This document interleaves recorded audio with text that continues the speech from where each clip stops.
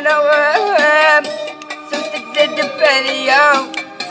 يا ربي استجب دعوتي على فاطمة بنتي